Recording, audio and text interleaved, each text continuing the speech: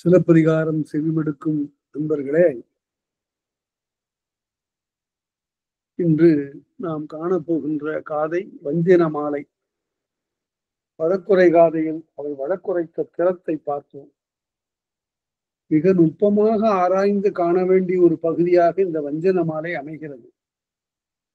பேராசிரியர் வையாபுரி பிள்ளை அவர்கள் இந்த வஞ்சன மாலை ஒரு இடைச்செருகல் என்று சில சான்றுகள் காட்டி சொல்லுகிறார்.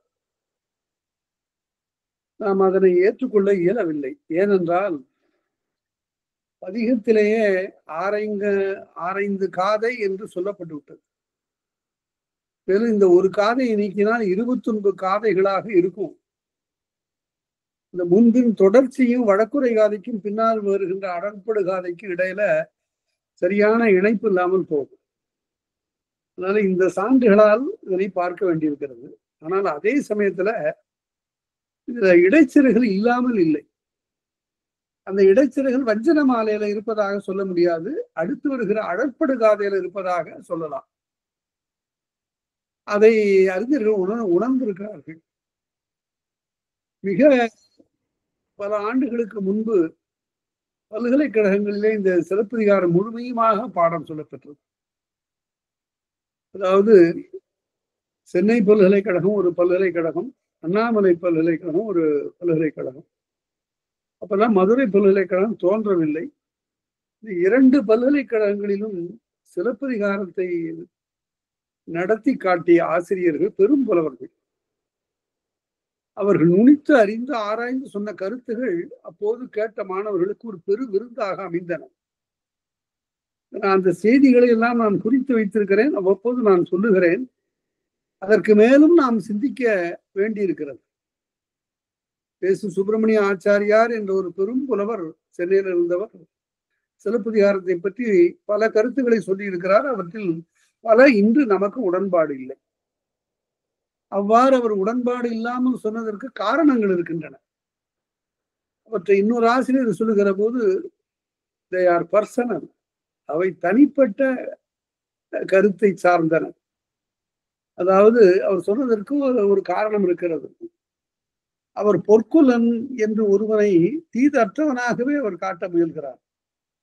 அது போன்ற செய்திகள் எல்லாம் இளங்கோவடிகளுக்கு உடன்பாடா என்பதை நாம் சிந்திக்க வேண்டும். அதே போல வையாபுரி பிள்ளை அவர்கள் இப்படி ஒரு பாண்டிய அரசனே இருந்ததில்லை, அவன் கற்பனையான அரசன் என்று சொல்லுகிறார். ஆனால் அவன் பாடிய பாட்டு இருக்கிறது, புறநானூற்றுல பாட்டு இருக்கிறது. கல்வியின் பெருமையை பற்றி அவன் சொல்லக்கூடிய அந்த செய்தி நமக்கு கிடைத்திருக்கிறது. அதனால ஆரிய படை கடந்த நெடுஞ்செழியன் என்பதனை பல பேர் பல வகையாக அதனை எல்லாம் திரித்தெல்லாம் எழுதினார்கள். ஏனென்றால் அவன் ஆரியர்களுடைய படையை வென்றான் என்று சொல்லுவதை சிலர் ஏற்றுக்கொள்ளவில்லை. அதனால ஆரிய படைகள் தந்த என்பது புணர்ச்சியினால ஆரிய படை கடந்த என்று ஆயிற்று என்று எழுதினோரும் உண்டு. ஆகவே இது பெரிய ஆராய்ச்சிக்குரியது. நடுவு நிலைமை என்பது ஆராய்ச்சியில மிகவும் இன்றியமையாது. நமக்கு இனியது நமக்கு இன்னாதது என்ற அந்த பாகுபாடு இல்லாமல் ஆராய்ந்தால்தான் ஆராய்ச்சி. அத்தகைய உள்ளம் படைத்தவர்கள் அறிஞர் உலகத்திலே கூட குறைவு. அதனால நாம் நம்மை சார்ந்தவர்கள் சிலப்பதிகாரத்துல சாதி ஆராய்ச்சி கூட புகுந்து விட்டது. இவ்வளவு கொடுமை இது. அதனால அவ்வாறெல்லாம் பார்க்காமல் ஒரு நடுவு நிலைமையோடு காப்பியம் என்ன சொல்லுகிறதோ அதனை உணர்ந்து பேச வேண்டும். அந்த வகையில இப்ப நம்ம வஞ்சன மாலையில சில செய்திகளை பார்ப்போம். அருமையான ஒரு பகுதி. இதுல காப்பியம் என்றால் வரக்கூடிய செய்திகள் எல்லாம் முழுமையாக 100க்கு 100 பகுத்தறிவு சார்ந்தனவாக இருத்தல் இல்லை. எல்லா நாட்டு காப்பியங்களிலும் இது உண்டு. தெய்வம் வந்து பேசியதாகவும் தெய்வம் வந்து ஆற தேற்றியதாகவும் அப்படியெல்லாம் நிகழ்ச்சிகள் வருவது உண்டு காப்பியங்கள்ல. சங்க இலக்கியத்துல எங்கேயும் அப்படியெல்லாம் வராது. சங்க இலக்கியம் ஒரு தனி வகையான இலக்கியம். அது முழுமையிலும் இயல்பு நிவர்ச்சியை உடைய இலக்கியம். கலித்தொகை போன்ற இலக்கியங்கள்ல பின்னால ஓமை வழியாக மிகை செய்திகள் புகுந்தன என்றாலும் கூட மைய கருத்து அந்த திணை கருத்து என்பதனை விட்டு அகலவில்லை. அதனால அந்த அடிப்படையில இதுல வரக்கூடியவற்றை எல்லாம் நாம் அப்படி அந்த நிலை கொண்டு ஆராயக்கூடாது. அதே போல பக்தி நூல்களை ஆராய்கின்ற போதும் அதற்கென்று தனி அளவுகோலும் தனி நெறியும் உள்ளன. அவற்றிலிருந்துதான் பார்க்க வேண்டும். இப்போது இந்த வஞ்சன மாலையில பார்ப்போம். ஆக நான் இதை தொடர்ந்து சங்க இலக்கியம், சிலப்பதிகாரம், அதற்கு பிறகு வரக்கூடிய இலக்கியங்கள் இவற்றையெல்லாம் பார்க்கும்போது எனக்கு ஒன்று தெரிகிறது. உங்களுக்கும் அது தெரிந்திருக்கும். உங்களுடைய பட்டறிவு தான், எனக்கும் அதே பட்டறிவு தான். என்னவென்றால், ஒரு காலத்தில் சங்க இலக்கியத்தில் ஒரு பேதை பெண்ணினுடைய தந்தை அவன் ஆணிரைகளை மேய்த்துக் கொண்டிருந்தான். அவனுடைய ஆணிரை வயலிலே புகுந்து மேய்ந்து விட்டது. நிறை மேய்ந்ததை அறிந்த மற்றவர்கள் அவனை கொண்டு போய் அரசன் முன்னாலே நிறுத்தினார்கள். அவனுடைய கண்களை பறிக்குமாறு அவன் ஆணையிட்டான். இந்த நிகழ்ச்சி சங்க இலக்கியத்தில் இருக்கிறது. உடனே அன்னி நிமிலி என்ற அந்த பெண் போய் அரசனிடம் முறையிடச் சென்றாள். இதற்கும் சிலப்பதிகாரத்துக்கும் உறவு இருக்கிறது.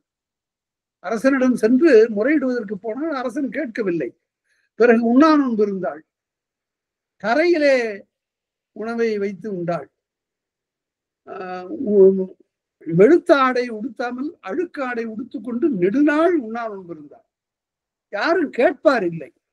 அந்த நிலையில் அயல் நாட்டை ஆண்ட அரசன் இந்த செய்தியை அறிந்து படையெடுத்து வந்து அவளுக்கு முறை செய்தான் என்று ஒரு வரலாறு சங்க இலக்கியத்தில் பேசப்படுகிறது.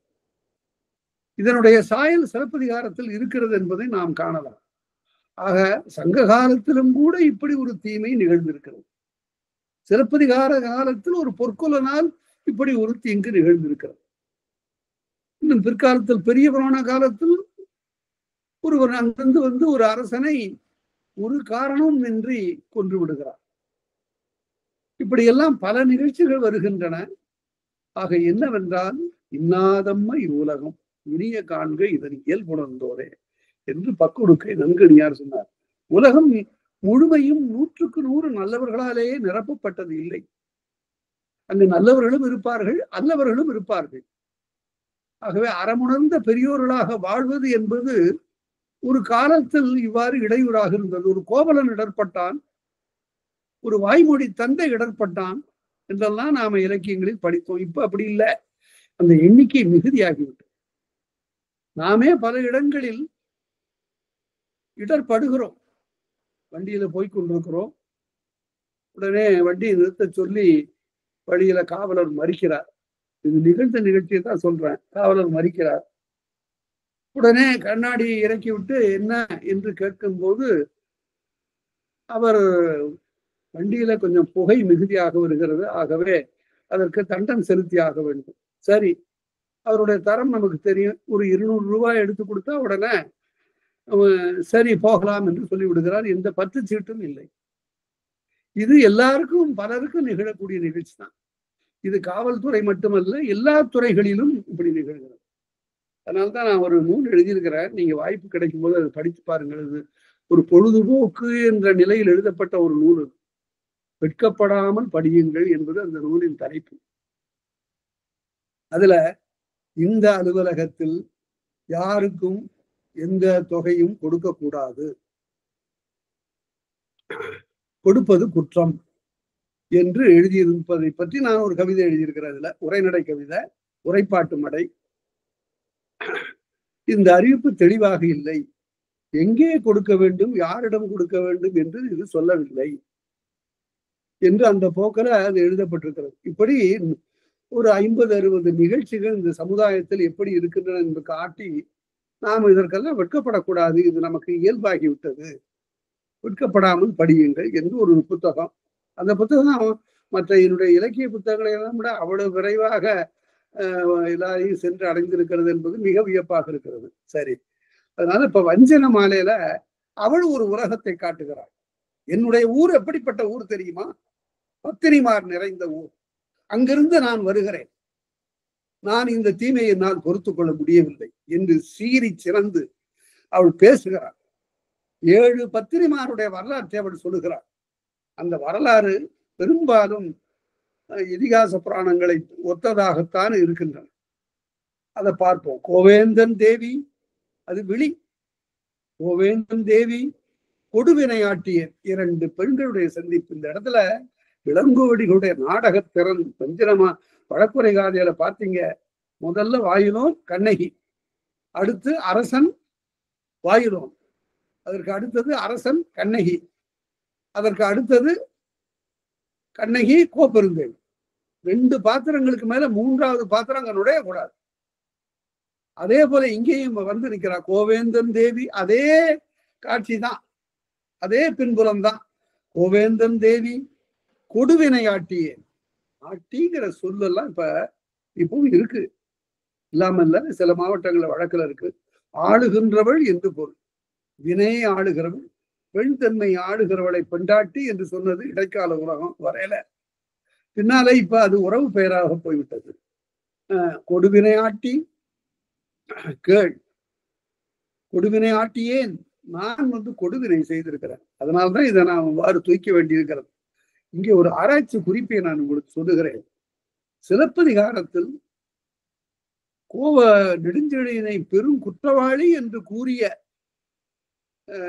கண்ணகி பின்னால போக போக தென்னவன் தீதிலன், அவன் ஒன்றும் தீது செய்யல, நீ ஏன் வேண, நான் இதனை தூய்த்தாக வேண்டும். ஏனென்றால் இளங்கோவடிகளுக்கு 3 குறிக்கோள்களிலே ஒன்று ஊழ்வினை உறுத்து ஊட்டும் என்பது. எழுதும் போது இதை கொஞ்சம் பாதுகாப்பாக எழுதுங்கள். ஊழ்வினை உறுத்துங்கிறதுக்கு இடையினம் போடணும், வல்லினம் போடக்கூடாது. கண்ணை உறுத்திற்றுங்கிறதுக்கு வல்லினம் போடணும். ஆனா ஊழ்வினை உறுத்து ஊட்டியதுங்கிறதுக்கு இடையினம் போடணும். அது ஒரு உருவம் பெற்றதுன்னு பொருள். உருவம் பெற்று என்னை வருத்தி. ஊழ்வினை உறுத்து ஊட்டும் என்பது 3 குறிக்கோள்களிலே ஒன்று. அதனால கண்ணகி முதல்ல தான் அடைந்த அந்த தீர்ப்பின் விளைவாக ஒரு பெரிய தீங்கை அவள் தூக்கின்ற காலத்து அப்போது ஏற்பட்ட சினத்தினால் மதுரை எரித்தாள். ஆனா தென்னவன் தீதிலன் யான் அவன் தன் மகள், கடைசியில பாண்டியனுடைய மகள் தான், யான் அவன் தன் மகள் என்று பின்னால சொல்ல போகிறான். அந்த இடத்தை விரிவாக பார்ப்போம். இங்கே ஆராய்ச்சி குறிப்பு என்று நான் சொன்னது, இங்கே இவ்வாறு போநகரை நான் எரிக்கிறேன், மதுரை நகரை எரிக்கிறேன் என்று சொல்ல போகிறார். மணிமேகலையில அங்கு வருகிற கண்ணகி மதுரையை நான் எரித்தது தவறு என்று சொல்லுகிறார். இந்த 2 நிலைகளை பாருங்க. இதுல ஒரு பண்பியல் ஆய்வு நிகழ்ந்திருக்கிறது. ஒரு நிகழ்ச்சி நடக்கிற போது இருக்கக்கூடிய உணர்ச்சி வேற, நிகழ்ச்சி நடந்து தணிந்த பிறகு ஒரு 2-3 ஆண்டுகள் ஆன பிறகு அல்லது 10 மாதம் ஆன பிறகு அதற்கு பிறகு அதனுடைய நிலை வேற. அதைத்தான் பார்க்கிறோம். கோவேந்தன் தேவி கொடுவினை ஆட்டியேன் யாவும் தெரியா இயல்பினேன். இந்த அடியை படிக்கும் போதுதான் எனக்கு ரொம்ப வருத்தமா இருக்கு. ஒன்னும் தெரியாதவள நான் ஒரு வீட்டுக்குள்ளார இருந்தேன். என்னை கொண்டு இப்படி வீதியில நிறுத்தி அரசவைக்கு வர செய்து இங்கு முறையிட செய்து என்னுடைய இந்த பெண்மை பண்புகள், என்னுடைய வரையறை, என்னுடைய வாழ்வியல் முறை எல்லாமே மாறி போயிட்டேங்கிறது இந்த ஒரு அடியில எல்லாம் அப்படியே வெளியிடப்படுகின்றது. யாவும் தெரியா இயல்பினேன் ஆயினும் என்ன, எனக்கு ஒண்ணு தெரியுது. இப்ப முற்பகல் செய்தான் பிறங்கேடு தன்கேடு பிற்பகல் காண்புருவும் பெற்றியகான். அதாவது திருக்குறளை எவ்வளவு தோய்ந்திருக்கிறார் என்பதற்கு இந்த ஒரு அடி எடுத்துக்காட்டு. அதாவது முற்பகல் தமக்கு நான் செய்யும் பிற்பகல் தாமே வரும்னார் அவர் திருவள்ளுவர். அதனால முற்பகல் விளைந்த தீங்குது. அதனால அரசன் இறந்ததற்கு காரணம் ஒன்று இருக்கிறது, அவன் செய்த தீங்குதான் என்று சொல்லுகிறார். முற்பகல் செய்தான் பிறன்கேடு தன்கேடு பிற்பகல் காண்குருவும் பெற்றியகான். அதனால அங்க கூட நான் ரொம்ப திருவள்ளுவர் ஒவ்வொரு எழுத்தா மிக அணுவா புகுந்து பார்த்து எழுதியிருக்கிறார். பிற்பகல் தானே வரும்னு எழுதியிருக்கலாம், அப்படித்தான் நாம எழுதுனா எழுதிடுவோம். ஆனா தாமே வரும்னார், ஒன்று பலவாக பெருகி வரும்னு பொருள். ஒரு தீங்கு செய்தா அது பலவாக வருங்கிறதுக்காக பிற்பகல் தாமே வரும். அவ்வாறு பின்னால அந்த தீவினை விளைந்தே திருவள்ளுவர் சொல்லுவார், அது நிழல் போல அடி உறைந்தற்றும்பார். ஒரு மனிதனுக்கு அவனுடைய உருவத்துக்கு கீழே இருக்கிற நிழல் போல அது அவனையே தொடர்ந்து வரும், அவனை வருத்தாமல் விடாது. வேறு வழியில் அவன் துய்த்துத்தான் ஆக வேண்டும், வினையை துய்த்துத்தான் ஆக வேண்டும். பரிமேலழகர் எழுதுவார், நல்வினை செய்தா அதையும் தூய்க்க வேண்டும். தீவினை செய்தால் அதையும் தூய்க்க வேண்டும். அப்படியானால் என்ன பொருள்? நான் ஒன்றும் இல்லை, ஒண்ணு இரும்பு விலங்கு, இன்னொன்னு பொன் விலங்கு, அவ்வளவுதான். எப்படி இருந்தாலும் விலங்கு தான். சரி, இந்த இடத்துல ஒரு பெரிய வினாவுக்கு யாரும் விடை சொல்லல பாருங்க. அது சைவ சித்தாந்தி தான் விடை சொன்னான் அதுக்கு. சரி, நல்வினை செய்தாலும் பயன் வரும், வினை இருக்கிறது, அந்த வினை பயனை தூய்க்க வேண்டும். தீவினை செய்தாலும் வினை பயன் தூய்க்க வேண்டும் என்றால் பிறவி அறுவது எப்படி? பிறப்பில்லாமை வேண்டும் என்று என்கிறார்களே, அந்த நிலை எப்படி வரும் அப்படின்னு என்பதற்கு பரிமேலழகர் தான் ஒரு எழுதினார். அதனை எந்த வினையையும் தன்னுடைய உள்ளம் பற்றாமல் செய்ய வேண்டும். இதை நான் செய்கிறேன் என்ற உணர்வு இல்லாமல் இது செய்ய கடவதாயிற்று, நான் இதற்கு ஒரு வழி முதல் என்று அந்த உணர்வோடு செய்வானே ஆனால் அது அவனை பற்றாது என்று சொல்லுகிறார். அதற்கு மாணவர்கள் எல்லாம் கூட ஒரு எடுத்துக்காட்டு சொல்லி இதை விளக்கினால் நன்றாக இருக்கும் என்றார்கள். நான் சொன்னேன், சுந்தன் என்ற ஒருவன், அவன் பன்றிகளை வைத்து மேய்ப்பவன். முன்பே இந்த நிகழ்ச்சியை நான் சொல்லி இருக்கிறேன், மறுபடியும் சொல்றேன். அவன் ததாகதரை, புத்தரை வந்து என் வீட்டிற்கு நீங்கள் விருந்துக்கு வர வேண்டும் என்று சொன்னார். புத்தர் சாதிகளை போற்றாதவர். உடனே அவன் அழைத்ததிலே பார்த்து சில பேர் செல்வர்கள் அழைத்த போது ஒரு போகாதவர். சுந்தன் அழைக்கிறான், ஆகவே நான் உன் வீட்டுக்கு விருந்துக்கு வருகிறேன் என்று சொல்லுகிறான். பிறகு சுந்தன் என்ன செய்கிறான், அங்கே இருக்கிற பிக்குகளிடெல்லாம் போய் விருந்து வைத்திருக்கிறேன், நீங்களும் வாருங்கள் என்று. அவர்கள் ரொம்ப மகிழ்ச்சியாக பல நாளாயிற்று விருந்து உண்டு, இன்றைக்கு சுந்தன் விருந்து தருகிறார், போகலாம் என்று அவர்கள் கருதுகிறார்களாம். அந்த நாள் வரும்போது புத்தருக்கு திடீரென்று ஒரு கருத்து தோன்றுகிறது. சுந்தரிடம் கேட்கிறார், என்ன உணவப்பா வைத்திருக்கிறாய் என்று. நான் என்ன உணவு வைத்திருக்க முடியும்? என்னிடத்தே இருக்கக்கூடிய பன்றிகளிலே ஒன்றை நன்றாக சமைத்து வைத்திருக்கிறேன். அவர் உயிர்கொலை கூடாது என்று மிக கடுமையாக எல்லாரிடம் சொல்லிக் கொண்டு வருகிற காலத்துல அவர் 2 அறங்களை வற்புறுத்தி சொல்லுகிறார். சொன்ன சொல் மாறக்கூடாது, 2வது புலால் உண்ணக்கூடாது. இந்த 2ஐ மிகவும் தீவிரமாக சொல்லிக் கொண்டு வந்த அந்த காலத்துல இந்த 2க்கும் ஒரு சோதனை வந்து விடுகிறது. உடனே அவர் சொல்லுகிறார், சுந்தா, நான் உன் வீட்டுக்கு வருகிறேன், உண்ணுகிறேன், ஆனால் இன்றைக்கு பிக்குகளை தவிர்த்து விடு, பிச்சுகள் இன்றைக்கு வர வேண்டாம் என்று சொல்லிவிடுகிறார். உடனே அவர்களுக்கு ஏமாற்றமாக கூட இருந்திருக்கலாம். இவர் அங்கிருந்து போய் இந்த இலையில் பரிமாறப்பட்ட அந்த பன்றி இறைச்சி துண்டுகளை எழுதும்போது எழுதுகிறார்கள், மனம் பற்றாது உண்டா. மனம் உண்ணவில்லை, நாக்குதான் உண்டதே தவிர மனம் உண்ணவில்லை. அதனால அது அவர் பாதிக்கவில்லை என்று சொல்ல முடியாது. ஏன்னா அதையும் அவருடைய நாக்கு துய்த்திருக்கிறது. அதனுடைய விளைவு அன்று இரவு அவருக்கு தாங்க முடியாத வயிற்று வலி வந்துவிட்டது. பக்கத்தில் இருந்த ஆனந்த தேரர் கேட்கிறார், ததாகதரே, வயிற்று வலியால் இப்படி துடிக்கிறீர்களே, இது என்ன இப்படி வினை விளைந்து விட்டதே என்று கேட்கிற போது அவர் சொல்லுகிறார், அப்படி என்று யாரிடமும் சொல்லாதே. எனக்கு அன்றொரு நாள் சுஜாதை என்பவள் ஒரு பால் கொண்டு வந்து கொடுத்தாள், அது அமிழ்தம் போல இருந்தது என்று நான் பாராட்டினேன். இன்றைக்கு சுந்தன் கொடுத்த இறைச்சியும் அப்படித்தான் இருந்தது. இந்த 2ம் ஒன்றுதான், 2லும் ததாகதர் வேறுபாடு காணவில்லை, 2ஐயும் ஒன்றாகவே கருதுகிறார். அதனால ஒரு கசப்பையும் ஒரு இனிப்பையும் 2ஐயும் ஒன்று போல கருதுகிற ஒரு உள்ளம் வந்து விட்டால் வினை பற்றாது. அதைத்தான் அது சொல்லுகிறார். அப்படி அன்றைக்கு அந்த வயிற்று வலி காரணமாக அவர் உயிரை விட நேர்கிறது. உயிரை விடுகிற போது அந்த ஆனந்த தேரர் அழுகிறார். அடுத்த பிறவில நான் உங்களை எப்படி அடையாளம் கொண்டு காண்பது என்று கேட்கிற போது அவர் ரொம்ப அமைதியாக சொல்லுகிறார், மிக எளிது ஆனந்தா, அன்புள்ளவன் எங்கு இருக்கிறானோ அங்கு நான் சித்தார்த்தன் இருப்பான், அவனை நீ எளிதாக கண்டுகொள்ளலாம் என்று சொல்லுகிறார். அதனால அன்புள்ளவர்களை உலகத்துல பார்ப்பது அரிது, பார்த்தால் உடனே இனங்கண்டு கொள்ள முடியும் என்பது கருத்து. அதனால இந்த வினையை தவிர்க்க முடியாது என்பதனை இங்கே 3 குறிக்கோள்களிலே ஒன்றாக வைத்து இளங்கோவடிகள் பேசுகிறார். தீவினையேன் என்று அவர் சொல்வதற்கு காரணம் கணவனை இழந்த தீவினை.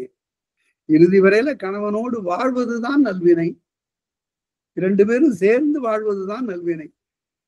அப்படி அது முடியாமல் போனதுனால நான் தீவினையேன்.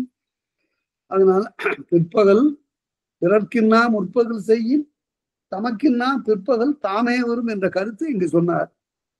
அடுத்தது, தான் அந்த நிலையில தான் கண்ட அந்த பத்தினிமாருடைய வரலாற்றை இப்போது சொல்ல போகிறார். ஒன்று முதல்ல எடுத்த உடனே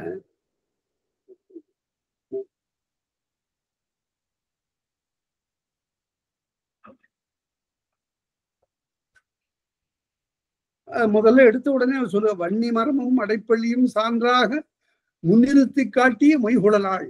இது ஒரு வரலாறு. 7 பத்தினிமார் வரலாற்றுல இது முதல் வரலாறு. என்ன செய்தி என்றால், இந்த செய்தி தான் சிறிது சிக்கலாக எல்லாராலும் உணரப்படுகிறது. ஒரு வணிகன் தன்னுடைய காதலியோடு வேற்றூர் போகிறான். அங்கே சென்று வழியிடையிலே ஒரு கோயில், அந்த கோயில்ல ஒரு வன்னி மரம் இருக்கிறது, சமையலுக்கு ஏற்ற ஒரு பள்ளி இருக்கிறது.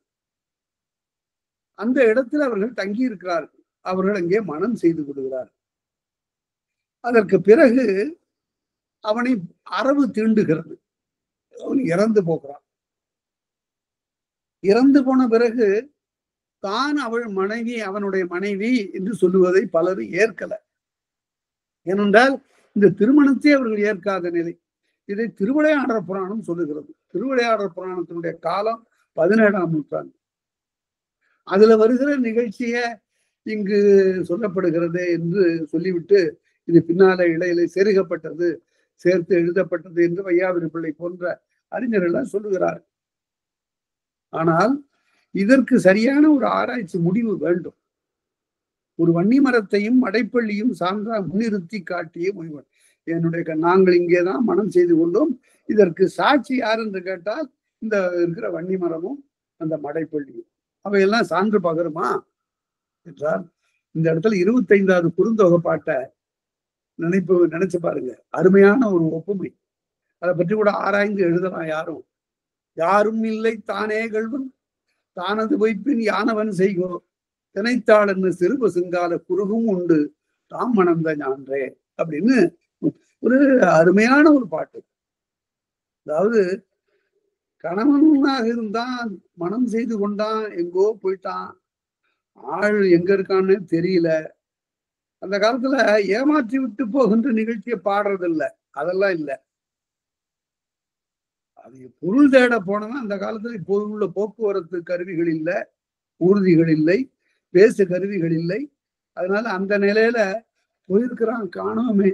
ஒரு நொடி பொழுதும் கூட ஒரு ஊழியாக இருக்கும் அவளுக்கு. அப்ப சொல்ற, யாரும் இல்லை தானே கள்வன், வேறு யாரும் எனக்கு தீங்கு செய்யல, தானே கள்வன். தானேங்கிற நல்ல கவனிங்க அந்த சொல்ல, தானே கள்வன், அவன்தானே கள்வன், தானே கள்வன்.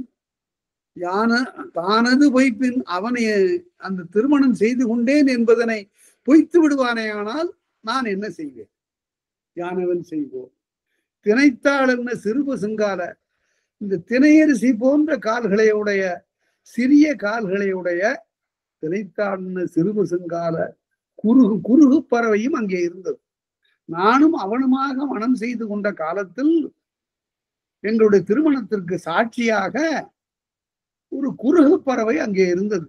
ஆனால் அது கூட சாட்சி சொல்ல முடியாது. ஏனென்றால் குறுகும் உண்டு, அது ஒழுகு நீர் ஆறல் பார்த்து கொண்டிருந்தது. அது தண்ணீரில் வருகிற ஆறல் மீனை அக்கறையோடு பார்த்து கொண்டிருந்தது. ஆகவே அது எங்களுடைய திருமண நிகழ்ச்சியை பார்த்திருக்க முடியாது. பிறகு அது எப்படி சாட்சி சொல்ல முடியும் அப்படின்னு சொன்னார். குறுகும் உண்டு. இப்ப தான் தானே சொல்லணும், மேல முதலடியில தான் தானே வந்திருக்கு. குறுகும் உண்டு தாம் மணந்த ஞான்றேன்னா.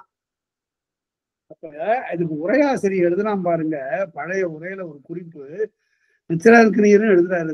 தொல்காப்பிய உரையில குறுந்தொகைக்கு பழைய உரை கிடைக்கல, ஐயர் தான் எழுதியிருக்காரு. ஐயர் இந்த உரையெல்லாம் சேர்த்து கொண்டு வந்து அருமையா இன்னும் சொல்லியிருக்கிறாங்கன்னு காட்டுறாரு. என்ன சொல்றாருன்னா, முதல்ல தான், பின்னாடி தாம், ஒரே ஆளை இப்படி ரெண்டா சொல்றாரு. தப்பு இல்லையா நீ யாரும் கேட்கலாம். அதுக்கு அருமையா சொன்னார். திருமணம் செய்து கொண்ட போது இருந்த அன்பினால மரியாதையா தாம்னு சொன்னார். பிரிந்து போய்விட்டது வந்த சினத்தினால தான்னு சொன்னார். ஒரே ஆளுக்கு 2 வகையான பெயர், சுட்டு பெயர், இடப்பெயர் அவ்வாறு வழங்க சொன்னார். சரி, அந்த குறுகை பத்தி சொல்லுகிற போது உரையாசிரியர் எழுதுறாரு, குறுகு இருந்தது, அது ஆரல் மீன் பார்த்து கொண்டிருந்ததுனால சாட்சி சொல்ல முடியாதுங்கிறது இல்ல. அது நல்ல குறுகு இல்ல. ஏன்?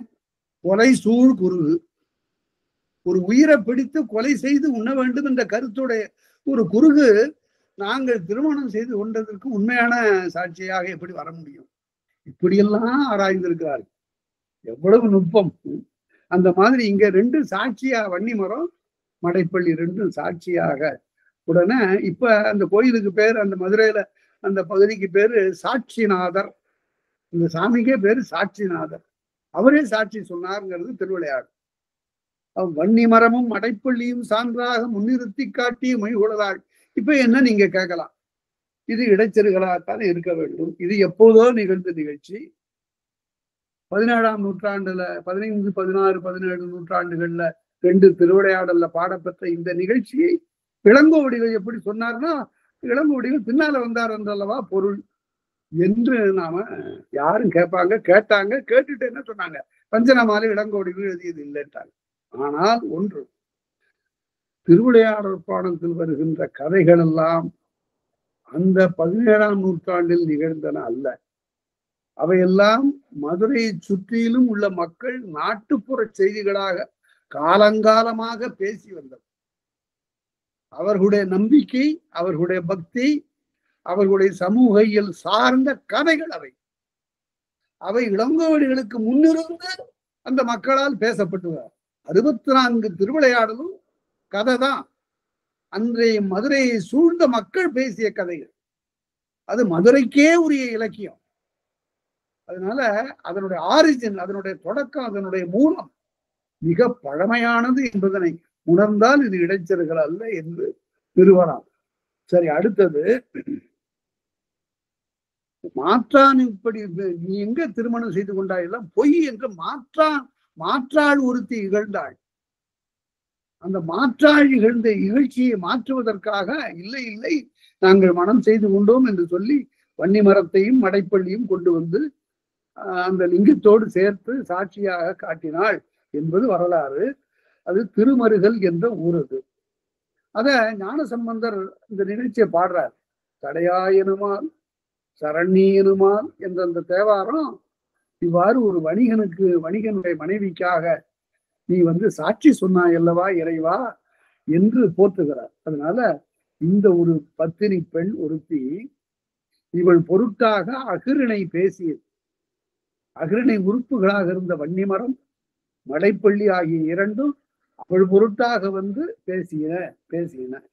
அடுத்தது, கரையின் மணற்பாவை நின் கணவன் ஆமென்று விளையாட்டாக சிறு பேதை பெண்கள் எல்லாம் கடற்கரையில மண்ணை பிசைந்து அங்கங்கு பாவை செய்து மகிழ்ந்தார்.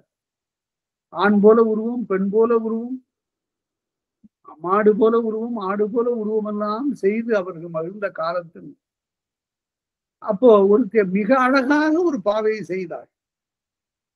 அதை பார்த்து விட்டு மற்ற பெண்கள்லாம் அவளை எள்ளி நகையாடுகின்ற வகையில இந்த பாவை வந்து உன்னுடைய கணவன் தான் என்று சொன்ன உடனே அவள் 2 கைகளாலும் அதனை அணைத்து அதை வந்து அதனை கரைத்து விடாமல் பாதுகாத்தாள். கரையின் மணற்பாவை நின் கணவன் ஆமென்று உரை செய்த மாதரோடும் போகாள். எல்லாரும் வீட்டுக்கு போகிற போது அவ போகல. எப்படி கணவனை பிரிந்து வருவது? உரை செய்த மாதரோடும் போகாள். திரை வந்து அழியாது சூழ்போக அலை வந்து அதனை அழிக்காமல் இருப்பதற்காக ஆங்குந்தி நின்ற ஆங்கே பொருந்தி நின்றாள். உந்தி பொருந்தி ஆங்கே ஆங்குந்தி நின்ற வரியார் அகலந்து மாதர். அப்படிப்பட்ட ஒரு பெண் அவ. 2வது பத்திரியினுடைய வரலாறு இது.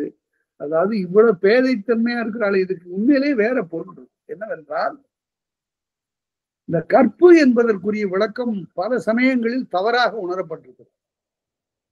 அதனை எப்படி பிரிப்பது? பல பேர் கல்லுன்னு பிரிச்சாங்க. அது கல்லுன்னு பிரிச்சதுல தவறு இல்லை. ஆனா அந்த கல்லுக்கு பொருள் சொன்னதுதான் பிழை. கல் என்றால் கல் போன்ற திண்மை. ஒரு பெண்ணுக்கு கல் போல ஒரு உள்ளம் இருந்தா அது கற்புன்னு சொன்னாங்க. அது சரியான விளக்கம் ஆகாது. அப்படித்தான் எல்லா நூல்களிலும் சொல்லப்பட்டிருக்கிறது. அந்த கல் என்பதற்கு என்ன பொருள் என்றால் கல்வி என்று பொருள். கல் என்றால் கற்றுக்கொள் என்று பொருள். முன்னிலை ஏவல். கல் கற்றுக்கொள் என்று அதனைக்கு பொருள் கொள்ள வேண்டும். கல்வி என்ன, எதை கற்றுக்கொள்வாள் அவள்? அகர முதல் நகரம் வரையான நெடுங்கணக்கை இங்கு சொல்லப்படவில்லை. எழுத்து கல்வியை பற்றி இங்கு பேச்சு இல்லை. பிறகு எதை பற்றி பேச்சு? வழி வழியாக வருகின்ற தமிழ்நாட்டினுடைய பண்பு கல்வி, பண்பாட்டு கல்வி. அதை அவள் எப்படி கற்றாள் என்றால், அம்மாவும் அப்பாவும் உட்கார்ந்து இந்த அம்மா தெரிஞ்சுக்கன்னு சொல்லி கொடுத்தாங்களா? அதெல்லாம் இல்லை. தங்களுடைய பார்வையால், தங்களுடைய நடைமுறையால், தங்கள் செயலால், தாங்கள் நாள்தோறும் நடந்து கொள்ளுகின்ற அந்த வகையால்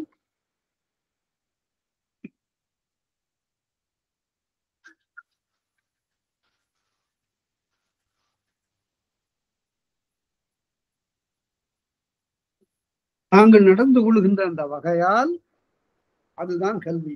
அது சொல்லாமல் சொல்லுகின்ற கல்வி, கற்பிக்காமல் கற்பிக்கின்ற கல்வி. அதுதான் அதனுடைய நுட்பம். இந்த கல்வியை பெற்றோர்கள் ஒரு வகையில ஒரு நிலையில சொல்லிக் கொடுப்பாரு. நான் கூட ஒரு விளம்பர பலகையை பார்த்து இதுதான் கல்விக்கு விளக்கம்னு நான் சொல்லுவேன். என்னன்னா, அதுல ஒரு கூந்தல் தைலத்துக்கு வந்த விளம்பரம். அது நல்ல தைலம், இது தடவி கொண்டால் கூந்தல் நன்றாக வளரும் என்று பெண்களின் பொருட்டாக வெளியிட்ட ஒரு படம். அதுல என்னன்னா, முன்னால மகள் உட்கார்ந்து இருக்கிறார். தன்னுடைய தலையை பின்னால விரித்து தலையை தாய்க்கு காட்டி கொண்டு, தாய் என்ன செய்கிறார்? சீப்பு கொண்டு அந்த தலையை வாருகிறாள். இந்த தாய்க்கு பின்னால அவளுடைய தாய் உட்கார்ந்து இருக்கிறார். அவள் தன்னுடைய மகளுடைய தலையை அவள் வாருகிறாள். இது 3 பேருடைய படத்தை போட்டு இப்படி பல தலைமுறைகளாக எங்களுடைய தைலம் ரொம்ப புகழ்பெற்றது என்று சொல்லுது. அது கிடக்கட்டும், அது நமக்கு தேவையில்லை. என்ன பொருள் என்றால், முகத்தை பார்க்காமல் எல்லாரும் 2 பேரும் பின்னால பார்த்து கொண்டிருக்கிறார்கள். தாயும் தாய்க்கு தாயும் பின்னால இருந்து பார்த்து கொண்டு, இந்த பேதை பெண் மகள் இருக்கிறாள, இவள் ஏதோ தவறாக நடப்பாள் போல தெரிந்த நிலையில இந்த தாய் என்ன செய்கிறாள்? அந்த கூந்தலை வாருகிறாள். சீப்பால வருகிற போது இவளுக்குள்ள வருத்தமும் சினமும் என்ன செய்கிறது? சீப்ப அழுந்த வருத்துகிறான். என்ன வலிக்குது அப்படிங்கிறா பெண். என்ன குனிந்து நடக்காம நிமிர்ந்தே நடக்க என்று அங்கு இல்லாத பேனை குத்துகிறான். உடனே பின்னால இருக்கிற தாய் அவ என்ன பண்றா? இவருடைய தலையில சின்ன பிள்ளைய போட்டு வருத்துறிய என்ன? அவ இதுல எவ்வளவு நெறிமுறைகள் இருக்கின்றனன்னு பார்க்கணும். ஒரு குடும்பத்துல எவ்வாறெல்லாம் வளர்ப்பு முறைகள் எப்படி இருக்கணும்னு பார்க்கணும். இது ஆண் பெண் தந்தை தாயோடு அடங்கவில்லை. உறவினர்கள் எல்லாரும் ஒரு வகையாக கற்பிக்கிறார்கள். ஊரார் எல்லாரும் ஆணுக்கும் பெண்ணுக்கும் கற்பிக்கிறார்கள். பள்ளிக்கூடம் தான் கல்வி நிலையம் என்று இல்லை, உலகமே ஒரு கல்வி நிலையம். அதனால அப்படி கல்வி, அதனால கல்லுங்கிறதுக்கு கல்வின்னு பொருள் சொல்லுவோம். அப்படிப்பட்ட கல்வி கற்பு, அதுதான் கற்பு. அந்த நிலையிலிருந்து மாறாமை, அது ஆணுக்கும் உண்டு பெண்ணுக்கும் உண்டு. அதான் கரையின் மணற்பாவை நின்கணவன் ஆம் என்று உரை செய்த மாதரோடும் போகாள், திரை வென்று அழியாது சூழ்போக ஆண்குந்தி நின்ற வரியார் அகலல்குள் மாதர் உரை சான்ற மன்னன் கரிகாலன். இது ஒரு வரலாறு. இதை பற்றி பலரும் எழுதியிருக்கிறார்கள். நானும் அதை செய்விடாதெல்லாம் எழுதியிருக்கிறேன். மன்னன் கரிகாலன், கரிகார் பெருவளத்தானுடைய காலம் கிபி 75 115 வரையில. அது சிலப்பதிகார காலத்தை ஒட்டியது. புறநானூற்றிலையும் அவனை குறித்த பாடல்கள் இருக்கின்றன. நளியிரு முன்னீர் நாவாயை ஒட்டி வழிதொழிலாண்ட உறவோன் மருக என்று அவனுடைய பெருமை பேசப்பட, கடலிலே களம் செலுத்திய கரிகாலன். அந்த கரிகாலன் அத்தகைய ஆற்றல் வாய்ந்த அவனுடைய மகள் ஆதிமந்தி என்பவள். இந்த ஆதிமந்தி என்பவள் ஒரு புலமையாட்டி. அந்த புலமையாட்டியாக விளங்கிய இந்த ஆதிமகள் பாடுகின்ற பாட்டு குறுந்தொகையில் இருக்கிறது. யாண்டுங்கானேன் மாண்டக்கோனை யானும் ஓர் ஆடுகள மகளே என்று அங்க பாடுவார். அதாவது என்னுடைய கணவனை காணும் என்று அந்த பாட்டு சொல்லுகிறது. அந்த ஆதிமந்தி என்னுடைய கணவன் சேர இளவரசன் ஆட்டனத்தி என்பது அவனுடைய பெயர். ஆட்டனத்தி என்றால் அத்தி என்பது அவனுடைய பெயர். ஆட்டன் என்பது ஆடல் கற்பிக்கின்ற ஆசிரியன் என்று பொருள். இந்த காலத்துல சொன்ன நட்டுவன், நட்டுவாங்கம் சொல்லித் தருகின்றவன். அந்த ஆட்டனத்தையும் ஆதிமந்தியும் கரிகார பெருவளத்தானும் எல்லாரும் காவிரியில புது புனல் வருகின்ற அந்த காலத்தில் அங்கு கடார் என்ற அந்த துறைமுகம் நோக்கி சென்றார். அது கடலோடு காவிரி கலப்பதற்கு முன்னாக அமைந்த ஒரு துறைமுகம். அந்த துறைமுகத்திலே போய் நீராடுகின்ற போது ஆட்டனத்தி காவிரியில் மூழ்கி காவிரியினால் அடித்து செல்லப்படுகிறார். உடனே அதை கண்டு கலங்கி ஆதிமந்தி கரையோரமாகவே 2 கைகளையும் ஏந்தியவாறு என் காதல திரும்பி வா என்று அழைத்து கொண்டே ஓடுகிறார். கடைசியில கடல்ல கலக்கின்ற வரையில ஓடுகிறார். அங்கு போனால் அந்த ஆட்டனத்தி கடலிலே கலந்து விடுகிறான். அப்போது ஒரு பெண், அங்கே வாழ்கிற ஒரு பெண், அந்த வலைஞர்களோடு வாழுகின்ற வலைஞர் குடியிருப்பில் வாழுகின்ற ஒரு பெண் அவனை மீட்டு கொண்டு வந்து ஆதிமந்தியிடம் சேர்க்கிறாள். அவள் பெயர் மருதி. அவளை பற்றிய குறிப்பையும் சங்க இலக்கியம் பேசுகிறது. இந்த வரலாற்றை இங்கு எடுத்து சொல்லுகிறார். மன்னன் கரிகாலன் வளவன் மகள். வளவன் குடிப்பெயர், கரிகாலன் இயற்பெயர். அதையும் காரண பெயர் என்று சொல்வது உண்டு. கரிகால் வளவன்கிறத ஏன்னு கேட்டா அவனுக்கு திருமாவளவன் ஒரு பேர் இருக்கு. திருமாவளவன் என்பது இயற்பெயராக கொண்டால் கரிகாலன் என்பது சிறப்பு பெயர். கரிகாலன் என்பதற்கு சில பேர் எழுதிட்டாங்க, அவன் சிறை வைக்கப்பட்ட காலத்துல அவனுடைய தப்பித்து வருகிற போது அவனுடைய கால் நெருப்புல பட்டு கரிந்து போயிற்று, அதனால கரிகாலன். அது கற்பனை, வீணான கற்பனை. கரிகாலன் என்பதற்கு கரிசல் மிகுந்த காவிரி காலாக உருவெடுத்து வருகின்ற அந்த நாட்டுக்கு தலைவன் என்று பொருள். இது காவிரியின் காரணமாக வந்த காரண பெயர். மன்னன் கரிகால் வளவன் மகள் வஞ்சிக்கோன் தன்னை, வஞ்சிக்கோன் என்பது சேர அரசன், தன்னை புனல் கொள்ள தான் புனலின் பின் சென்று கல்நவில் தோளாயோ, கல்லை போன்ற தோளுடையவனே. கல் நவில் என்றால் இந்த இடத்துல அது ஓம உருவாக வந்தது. கல்லை போன்ற தோளாயோ என்ன கடல் வந்து முன்னிறுத்தி காட்ட, கடல் வந்து அவனை கரை சேர்த்தது. ஆனா பிற இடங்கள்ல மருதி என்பாள் கரை சேர்த்தாள் என்று சொல்லப்படுகிறது. வெள்ளக்கடல் வந்து அது மணிமேகலையில அதனை பார்க்கலாம். கடல் வந்து முன்னிறுத்தி காட்ட அவனை தழி கொண்டு பொன்னங்கொடி போல போதந்தாள் என்று ஆதிமந்தியனுடைய வரலாறு இங்கு பேசப்பட்டது. இவள் 3வது பத்தினி. முதல்ல 2 பேருடைய வரலாறு சொல்லப்பட்டது. அடுத்து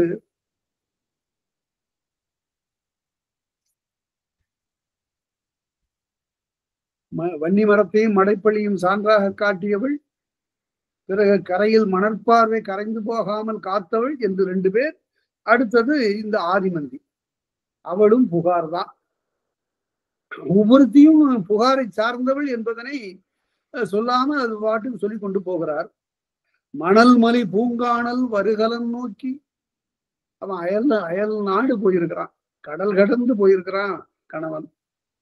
மனைவி இங்கே இருக்கிறா, தனிமையில் இருக்கிறா, ஊர் பொல்லாததாக இருக்கிறது. அப்ப அதற்கு என்ன செய்வது? மணல் மலி பூங்கானல் வருகலன் நோக்கி கடற்கரையில இருக்கிறாவ. எப்படி இருக்கிறா? கணவன் வர கல்லுருவம் நீத்தாள். கணவன் வருகிற வரையில நான் கல்லாக கிடக்க வேண்டும் என்று வரம் கேட்டு பெற்றாள். கருங்கல்லா நிக்கிறா. அவள் வந்த பிறகு கல்லுருவம் நீத்தாள். அப்படி ஒரு பெண். இதெல்லாம் பெரும்பாலும் அந்த மதுரையை சுற்றி வழங்கிய கதைகள், காலகாலமாக வழங்கி வந்த கதைகள். அதைத்தான் பாடுறார் அவர். கடற்கரை சோலையிலே நின்றாள். அடுத்தது இது ரொம்ப சுவையானது. மாற்றாள் குழவி விழ, அதாவது மனைவியர் இருவர் ஒருவனுக்கு. இந்த இருவர்ல ஒருத்தி 2 பேருக்கும் குழந்தைகள் இருக்கின்றன. ஒருத்தி மாற்றாளுடைய குழந்தையை வைத்துக் கொண்டு தன்னுடைய குழந்தையை வைத்துக் கொண்டு போக்கு காட்டி கொண்டு விளையாடி கொண்டிருக்கிறா ஒருத்தி. அந்த சமயத்துல மாற்றாருடைய குழந்தை கிணத்துல விழுந்துருது. உடனே என்ன செய்கிறா? என்ன பழி வந்து சேரும் எனக்கு, நான் அந்த குழந்தையை கிணற்றிலே போட்டு விட்டதாக சொல்வார்களே என்று கூறி தன்னுடைய குழந்தையை கிணத்துல போட்டாள். பிறகு தானும் குதித்து இரண்டையும் மீட்டாள். இந்த செய்தியை சொல்கிறார். மாற்றாள் குழவி விட தன் குழவியும் கிணற்று வீழ்த்தேற்று கொண்டெடுத்த வேர்க்கண்ணாள்.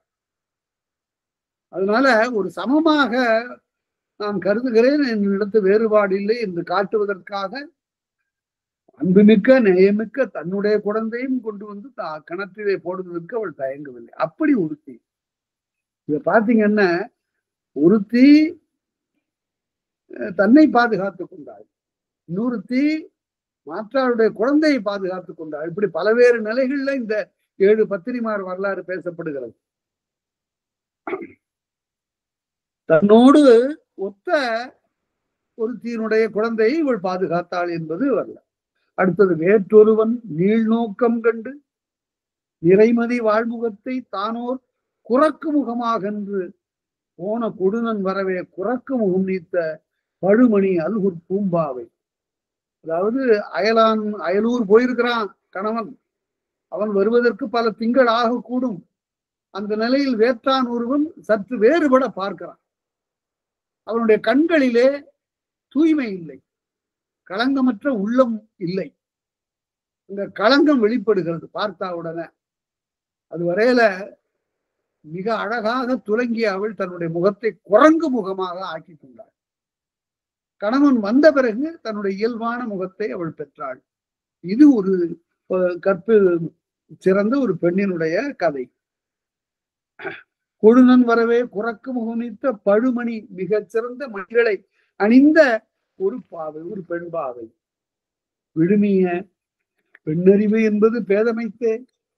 இது இந்த பகுதி இருக்க, இது மிக மிக சுவையானது. பெண்ணறிவு என்பது பேதமைத்தே, அவளே சொல்றாரு. இதை உடனே சொன்ன உடனே இதை தனியா எடுத்து போட்டுக்க கூடாது. பெண்ணறிவு என்பது பேதமைத்துன்னு அவ சொல்லுகிறா. பெண்ணாகி என்னுடைய அறிவு பேதமை உடையதாக ஆயிற்று. எல்லாரும் பேதையாக ஆவது உண்டு. ஒவ்வொரு நிலையில எல்லாரும் பேதையாக ஆவது, பாசத்தின் காரணமாக, பற்றின் காரணமாக, காதல் காரணமாக, தொண்டின் காரணமாக, அன்பின் காரணமாக யாரும் ஆணோ பெண்ணோ பேதையாவது உண்டு. அத ஒரு பெரியவர் சொல்றார், நான் சிந்திக்காமல் பிழை செய்து விட்டேன். 80 வயதுல ஒரு மனிதன், இந்த நாட்டு தொண்டுக்கே தன்னை அர்ப்பணித்துக் கொண்ட ஒரு மனிதன், நான் செய்தது தவறுதான், எல்லாரும் என்னை மன்னித்து விடுங்கள் என்று சொல்வதற்குரிய அந்த மிகப்பெரிய ஒரு பக்குவம் அவரிடம் இருந்திருக்கிறது. ஆனால் காந்தியடிகள் வெள்ளையர்கள் கேட்டுக்கொண்டதற்கிணங்க உலக போரில் எல்லாரும் இந்தியர்கள் கலந்து கொள்ளுங்கள், ஏனென்றால் இந்த போர் முடிந்த பிறகு நமக்கு விடுதலை கொடுத்து விடுவதாக சொல்லியிருக்கிறார்கள். இந்த போரில் நாம் ஒத்துழைத்தால் நமக்கு விடுதலை கொடுத்து விடுவதாக அவர்கள் சொல்லி இருக்கிறார்கள். அந்த ஒப்பந்தத்தின் பேரில் நான் உங்களை எல்லாம் கேட்டுக்கொள்கிறேன், இந்த போரில் கலந்து கொள்ளுங்கள், ஒத்துழைப்பு கொடுங்கள். கொடுத்த பிறகு வெள்ளையர்கள் தமக்கே ஒரு இயல்பில் அதெல்லாம் விடுதலை போர் இல்லைன்னு சொல்லிட்டாங்க. அப்பதான் அவர் ஒரு புதிய சொல்லை கையாண்டு ஒரு அறிக்கை எழுதினார். நான் செய்தது தவறு, இயல்பான தவறில்லை, எளிய தவறில்லை, இமாலய தவறுன்னு எழுதினார்.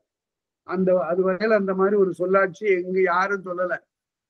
The Himalayan blunder, I have committed a Himalayan blunderன்னு எழுதினார். அதனால அவ்வளவு ஒரு பெரியவர் தன்னுடைய பிழையை உணர்ந்து தான் செய்தது பிழைதான் என்று சொல்லுவதற்கு அப்படி சொன்னார். அதுபோல யாரும் பேதைத்தன்மை அடைந்து விடுவது உண்டு சில காரணமாக. பெண்ணறிவு என்பது பேதமைத்தே. பேதை பெரும்பை மங்கை மடந்தை அறிவை தெரிவை பேரிடம்பல் அந்த வரையறை இல்லை. இங்கு அறிவற்ற நிலை, அறிவு குறைந்த நிலை என்று பொருள் என்று உரைத்த நுண்ணறிவினோர் நோக்க, இளைஞர்கள் இவ்வாறெல்லாம் ஆராய்ந்த அறிவுடையவர்கள் இப்படியெல்லாம் பெண் பேதையாகி விடுவது உண்டு என்று நோக்காதே எண்ணிலேன் வண்டல் அயர்விடத்தே யானோர் மகள் பெற்றால் நானும் இந்த பக்கத்து வீட்டுல இருக்கிற அந்த அம்மாவும் 2 பேரும் சேர்ந்து சிறு பிள்ளைகளாக இருக்கிற போது நீர்க்கரையில நாங்கள் பாவை செய்து விளையாடி கொண்டிருந்தோம். அப்ப விளையாட்ட நான் சொன்னேன், எனக்கு ஒரு மகன் பிறந்தால், உனக்கு ஒரு மகள் பிறந்தால் 2 பேருக்கு திருமணம் செய்து வைப்போம் என்று நான் சொன்னேன். என்னுடைய பேதை பருவத்துல அப்படி சொன்னதுக்கு காரணம் என்னுடைய பேதை தன்மை. அப்ப அந்த காலத்துல ஒண்ணும் விவரம் புரியாத நிலை. அப்ப வண்டல் அயர்விடத்தை யானோர் மகன் பெற்றால் ஒன்றுடி நீயோர் மகற்பெறின், யானோர் மகள் பெற்றால் நான் மகள் பெற்று, நான் ஒரு மகளை பெற்று, நீ ஒரு மகனை பெற்றால் கொண்ட கொடுனன் அவளுக்கு என்று யான் உரைத்த மாற்றம். அதனால அவளுக்கு இவன் கணவனாவான் என்று நான் சொன்னேன். அத உண்மை என்று கருதி இப்ப கேட்கிறா, என்ன சொன்னிய அப்ப அப்படின்னு கேட்கிறா. உண்டுடி நீயோர் மகற்பெறின் கொண்ட கொடுனன் அவளுக்கு என்று யான் உரைத்த மாற்றம் கெழுமி கெழுமி நெருங்கி.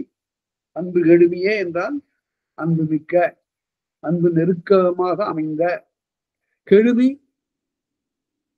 அவள் உரைப்ப கேட்ட விழுமத்தால் இப்ப அது ஒரு எனக்கு துன்பமாகிவிட்டது. அவளுடைய நிலை வேற, நம்ம நிலைமை வேற. நம்முடைய செல்வ நிலை வேற, அவளுடைய செல்வ நிலை வேற. ஏதோ விளையாட்டா இப்ப பேசணும். இப்ப போய் எப்படி நம்ம பெண்ணை கொண்டு போய் அவனுக்கு, இந்த பையனுக்கு ஒன்றும் வழங்காதவனுக்கு அவனுக்கு எப்படி கொடுப்பது என்று நான் என்னுடைய கணவனோடு பேசிக் கொண்டிருந்தேன். அதை கேட்டுக்கொண்டிருந்தால் என் பெண் இப்ப சிந்தை நோய் கூறும் திருவிலேற்கு, எனக்கு மனதுக்குள்ளார ஒரு பெரிய நோய் என்றெடுத்து தந்தைக்கு தாய் உரைப்ப கேட்டாளாய். தந்தையிடம் தாய் இந்த நிகழ்ச்சியை சொல்ல கேட்டாள் இந்த பெண். முந்தியோர் கோடி கலிங்கம் உடுத்து உடனே ஒரு புது புடவை எடுத்து கட்டிக்கிட்டான். கோடி கலிங்கம் உடுத்து குடல் கட்டி விரித்த கூந்தலை அது மங்களம் அன்று என்று கருதி மங்களமாக அதனை முடித்து கொண்டாள். குடல் கட்டி நீடி நெடிதாக தலையை வணங்கி நிமிர்ந்து செருக்கோடு அப்படி நடக்கின்ற அந்த நடையை மாற்றி தலையை வணங்கி தலை சுமந்த ஆடக பூம்பார். ஆக அவனுடைய வீட்டுக்கு இவ போயிட்டான். அதுதான் என்னுடைய வீடுன்னு என்று அப்படி போன ஒருத்தி அவள் ஒரு பத்தினி, ஆடக பூம்பாவு என்று. அதாவது கொடுப்பாரும் அடுப்பாரும் இல்லாமல் நடந்த திருமணம். இது களவு என்ற அந்த வகையில எல்லாம் இது கொண்டு வர முடியாது. உரைத்த தாய் உரைத்த மாற்றம் தவிர்ந்து விடக் கூடாது என்பதற்காக தகைசால் பெண் ஒருத்தி தன்னுடைய குடும்பத்திற்கு எந்த சொற்பழியும் வந்துவிடக் கூடாது என்பதற்காக இதனை மேற்கொண்டாள் என்பது செய்தி. அவள் போல்வார் நீடிய மட்டார் குடலார் பிறந்த பதிப்பிறந்தேன். அப்படிப்பட்ட தேன் நிரம்பிய மலர்களெல்லாம் பூக்குன்ற அந்த ஊர்ல நான் பிறந்த பட்டாங்கு. பட்டாங்குன்னு உண்மையில் பட்டாங்கு என்றால் ஒரு அருமையான சொல்லுது. பட்டாங்கு நூல் என்றால் உண்மையே சொல்லுகிற நூல் என்று பொருள். பட்டாங்கு யானுமோர் பத்தினியே ஆமாகில், இந்த 7 பேர் போல நானும் ஒரு பத்தினியாக ஆனால் பத்தினி ஆனால் விட்டேன், விடமாட்டேன். அரசோடு ஒழிப்பேன், அரசையும் நான் ஒழிப்பேன். மதுரையும் என்று அரசோடு மதுரையும் நான் ஒழிப்பேன். பட்டிமையும் காண்குருவாய், பட்டிமை வாய்மொழி, என்னுடைய வாயிலிருந்து வருகின்ற இந்த சொல்லை நீ காண்குருவாய். நான் சொல்லக்கூடிய இந்த சொல்லுக்குரிய நிகழ்ச்சியை நீ காண போகிறாய். நீ என்ன விட்டகலா, அதனை விட்டு அகன்று, அதாவது அந்த கோயிலை விட்டு அரசவை விட்டு நீங்கி நான் மாட கூடல் மகளிரும் மைந்தரும் வான கடவுளரும் மாதவரும் கேட்டீமின். உடனே முன்பு தெருவிலே பேசினாள், தெருவிலே தீர்ப்புரைக்கு முன்பு பேசினாள், முறையீடு செய்வதற்கு முன்பு உரைத்தாள். இப்ப எல்லாம் ஆயிற்று. அவன் காவல் இறந்து போனான், பெருந்தேவியும் இறந்து போனாள். இறப்பதற்கு முன்னாக அவளுக்கு உரைப்பனை எல்லாம் உரைத்தாள். இப்ப அங்கிருந்து வெளியே வந்து நான் மாடக்கூடல் மகளிரும் மைந்தரும். நான் மாடக்கூடல் என்பது 4 புறமும் உயர்ந்த மதில்களை உடைய கூடல் மாநகர். இந்த கூடல் என்பதற்கு எல்லாரும் பொருள் சொல்லுகிற போது அது 4 மதில்கள் கூடிய நகரம்னு சொன்னாங்க. எல்லா ஊர்லயும் 4 மதில் இருந்தா அது கூடலா தான் இருக்கும். அது காரணமாக வந்தது அல்ல. அது புராண கருத்து. உண்மையிலே என்ன கருத்து என்றால், கலித்தொகையில சொல்லுவது போல புலவர்கள் எல்லாம் சித்திரை திங்களிலே நாடெங்கும் உலகெங்கும் இருக்கின்ற புலவர்கள் எல்லாம் சித்திரை திங்களிலே அங்க வந்து கூடுவதனால் கூடல் என்று சொன்னார். அது கூடலுக்குரிய ஊர். நான் மாடக்கூடல் மகளிரும் மைந்தரும் வானக் கடவுளரும் மாதவரும் கேட்டீங்க. எல்லாரும் கேளுங்க நான் சொல்லுவது. யானமர் காதல். அமர்ங்கிற சொல்லு எங்க வந்தாலும் அமருங்க அப்படின்னு சொல்றாங்க. அப்படின்னா அமர்தல் என்றால் விரும்புதல் என்று பொருள். அமர்தல் விரும்புதல். யான் அமர்ந்து யானமர் காதலன், நான் விரும்புகின்ற இந்த காதலன் தன்னை தவறிழைத்த கோநகர் சீறினேன். என்னுடைய கணவனுக்கு தீங்கு செய்த இந்த அரச நகரை கோநகர், தலைநகர் என்று பொருள்.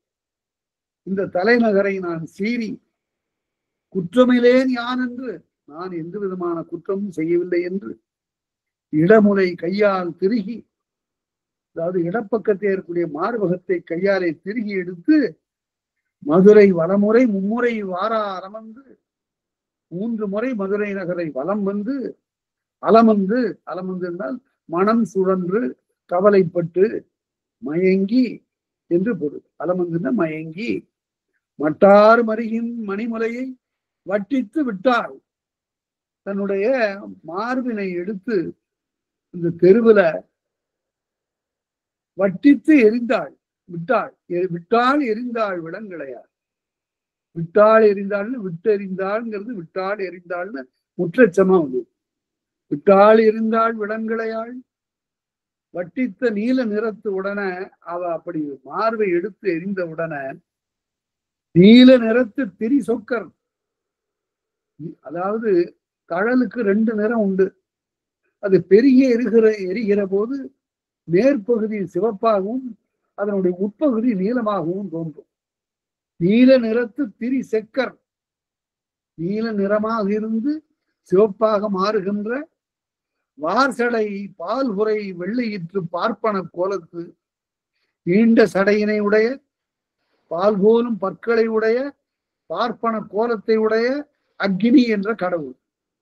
மாலை எரியங்கி எரி என்ற அந்த கடவுள், அந்த வானவன் தான் தோன்ற அவன் அங்கிருந்து வந்தான்.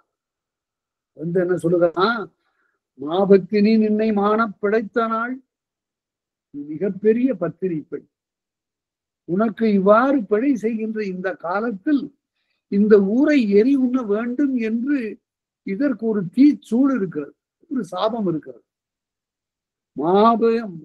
மாபத்தினி நின்னை மான பிழைத்த நாள் பாயறி இந்த பதியூட்ட பண்டையோ எரி உண்ண வேண்டும் என்று ஏவல் உடைய நாள். எனக்கு அப்படி ஒரு ஏவல் உண்டு, நானும் அதுக்காக தான் காத்திருந்தேன். யார் விளைப்பார், யாரை விட்டுட்டு நான் எரிக்கணுமா அப்படின்னு கேட்கலாம். அந்த அங்கியங்கடவுள், நெருப்பு கடவுள், தீக்கடவுள் கேட்கிறான், இந்த ஊருக்கு இப்படி ஒரு சாபம் இருக்கிறது, உனக்கு தீர்ப்பால் பிழை செய்கிற போது, உனக்கு பழி நேருகின்ற போது இந்த ஊரை தீயால் கொளுத்த வேண்டும் என்று நெருப்பு கடவுளாகி எனக்கு ஒரு ஆணை இருக்கிறது. இப்ப நீ சொல்லு, நான் அப்படி செய்ய போனேன்.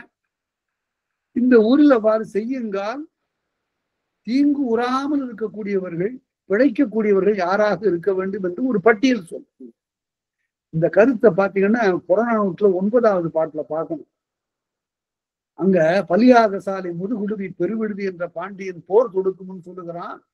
பிண்டிரும் பிணியுடையீரும் தென்புலம்பாளருக்கு அருங்கடனருக்கும் பொன்போர் புதல்வர் பெறாதீரும் எம் அம்பு கடிவிடுதும் அரண் சேர்ணும் அப்படின்னா, நான் அம்பு விட போறேன், பெண்கள்லாம் அப்பால போயிடுங்க, நோயுற்றவர்கள்லாம் போயிடுங்க, அதாவது பின்னால இறுதி கடன் செய்வதற்கு பிள்ளையை பெறாதவர்கள்லாம் போயிடுங்க. அதாவது என்ன பொருள் என்றால், போர் செய்கின்ற கருத்தோடு வருகின்றவர்கள் மட்டும்தான் வரணும். அவர்களோடு தான் எனக்கு போர். மற்றவர்களை எல்லாம் கொண்டு குவித்தல் என்பது அறமாகாது, அது போர் முறையின் நெறி ஆகாது என்று அந்த பாட்டில் அவன் சொல்லுகிறான். அதுதான் தமிழ் நெறி போர். மறைந்திருந்து தாக்குவது, இந்த அங்கிருந்து தலை காட்டாமல் இருந்து கொள்வது, குண்டெறிந்து கொள்வது, முதுகிலே எறிவது, இவையெல்லாம் தமிழ் நெறி ஆகா என்று பேசுவார்கள். கொரில்லா போர் முறையெல்லாம் தமிழ் நெறி அல்ல. அவ்வாறு அது பின்னால இந்த செய்தியெல்லாம் வாங்கி பாண்டியன் பெருத்துல பாவேந்தர் எழுதுவார். அந்த கதிர் நாட்டரசனும் வேட நாட்டரசனும் போரிடுவார்கள். வாழினாலே போரிட்டுக் கொண்டிருக்கிற போது நரிக்கண்ணன் என்பவன் அங்கிருந்து வந்து தன்னுடைய வாளை தன்னுடைய மைத்துணன் என்று கூட கருதாமல் அந்த கதிர்நாட்டு அரசனுடைய முதுகுல பாய்ச்சி விடுகிறான். அவன் இறந்து கீழே விழுந்து விடுகிறான். கணவன் இறந்த செய்தி கேட்டு அங்கிருந்து மனைவி வருகிறாள்.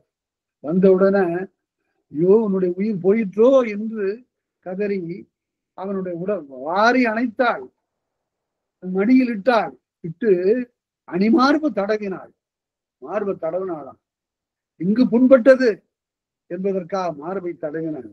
தணல் போலும் புண்பட்ட முதுகு கண்டாங்க.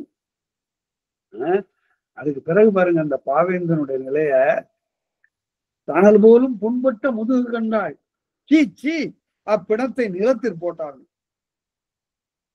முதுகலை போய் புண்பட்டு இருக்கிறிய என்று.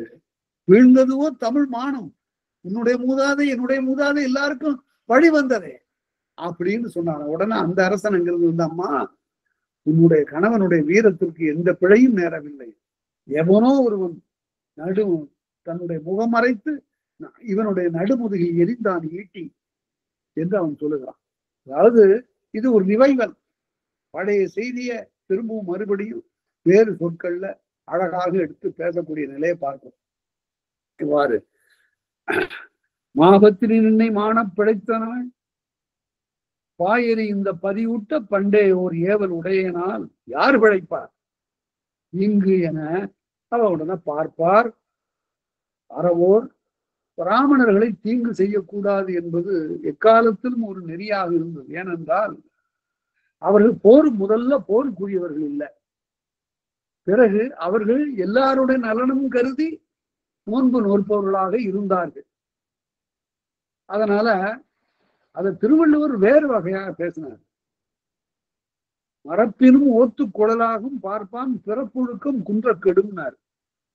அதாவது இந்த வேதங்களை படிக்கிறத ஒரு பெருமையாக சொல்லக்கூடாது. அது யார் வேணாலும் படிக்கலாம், மறந்தாலும் கூட நினைவூட்டி கொள்ளலாம். ஆனால் அவனுக்கு ஒழுக்கம் கெடுமானால் அதை மறுபடியும் அவனை சரியாக்கி கொண்டு வந்து வைக்கிறதுங்கிறது முடியாது. அவன் அத்தகைய நெறியில நிற்கணும் என்றார். அந்த மாதிரி நெறி நின்றவர்கள் ஆதலால் அவர்களுக்கு எந்த தீங்கும் நேரக்கூடாது. பார்ப்பார் அறவோர் ரெண்டையும் வேறு வேற சொல்றாங்க பாருங்க. பார்ப்பார் அறவோர். அறவோர் என்பார் எல்லா பகுதியையும் சார்ந்தவர், எல்லா இனத்தையும் சார்ந்தவர். பசு பத்தினி பெண்டில் இந்த மாதிரி இடங்கள்ல உண்மை தொகையில ஒற்று வரும். அதுக்கு இதுதான் எடுத்துக்காட்டு. பசுப்பத்தினின்னு எழுதுவார். பசுவும் பத்தினின்னு உண்மை தொகை அந்த இடத்துல வரும். பசுப்பத்தினி பெண்டில் மூத்தோர் அகவை மூத்தவர்கள் குழவி குழந்தைகள் எனும் இவர்களை கைவிட்டு தீத்திரத்தார் பக்கமே சேர்ந்த தீயவர்கள் பக்கம் போய் சுடு, நெருப்பாக சுடு, தீத்திரத்தார் பக்கமே சேர்க என்று காய்த்திய இவ்வாறு ஆணையிட்ட காயுமாறு செய்தன்னு பொருள். காய்த்தியங்கிறதுக்கு காயுமாறு செய்த பொற்றொடி ஏவ கண்ணகி ஏவலிட புகையாடல் மண்டிற்றே நற்றையரான் கூடல் நகர். அவனுடைய மாமதுரை நகரம் பற்றி எரிந்தது. ஒருவனுக்கு செய்த தீங்கினாலே மாநகரம் பற்றி எரிந்தது. அப்போ ஒரு வெண்பா சொல்லப்படுகிறது. இந்த வெண்பா இளங்கோடி எழுதியது இல்லை என்பதனை மற்ற அறிஞர்களும் எழுதுகிறார்கள். இருந்தாலும் அதனுடைய பொருளையும் நாம பார்க்கலாம்.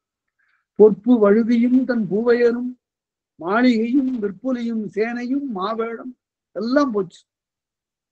கற்பு உண்ண தீத்தரு வெங்கூட தெய்வ கடவுளரும் மாத்துவத்தால் மறைந்தார். மற்றும் மாத்துவம்னா மகத்துவம். கற்பு மகத்துவத்தினாலே இந்த பாண்டியனும் அவனுடைய அரண்மனையில் வதிந்த பூவையரும் மாளிகையும் விற்பொலியும் சேனையும் மற்றும் எல்லாமே அழிந்தன என்று சொன்னார். அதோடு அந்த வளர்ப்பு அந்த வஞ்சன மாதிரி ஒரு சிறிய காதை 7 பத்தினி பெண்களுடைய சிறப்பை சொல்லக்கூடியதாக அமைந்த இது ஒரு வகையான யாப்பில் அவர் எழுதியிருக்கிறாரு. இயல்பாக வந்த ஒரு நடை அது. நான் என்ன சொல்லுகிறேன், இப்ப செய்தி இருக்கு நமக்கு, இப்படி ஒரு செய்தி இளங்கோ சொல்லியிருக்கிறார். இதை வேறு வேறு வகையாக எழுதி பார்ப்பதன் வழியாக வேறு வேறு வகையான நடையை கையாள்வதனால ஒரு யாப்பு முறையில நாம பழகலாம். அந்த பழகுவதற்காக நான் இப்ப போன 2 காதைகளை காட்டியது போலவே இந்த ஒரு காதையை இப்போது காட்டுகிறேன். இந்த 3 காதைகளையும் கொண்டு நீங்கள் எந்த காதையாவது அல்லது வேறு எந்த நூலின் பகுதியாவது எடுத்துக்கொண்டு இந்த யாப்புல எல்லாம் எழுதி பார்க்கலாம்.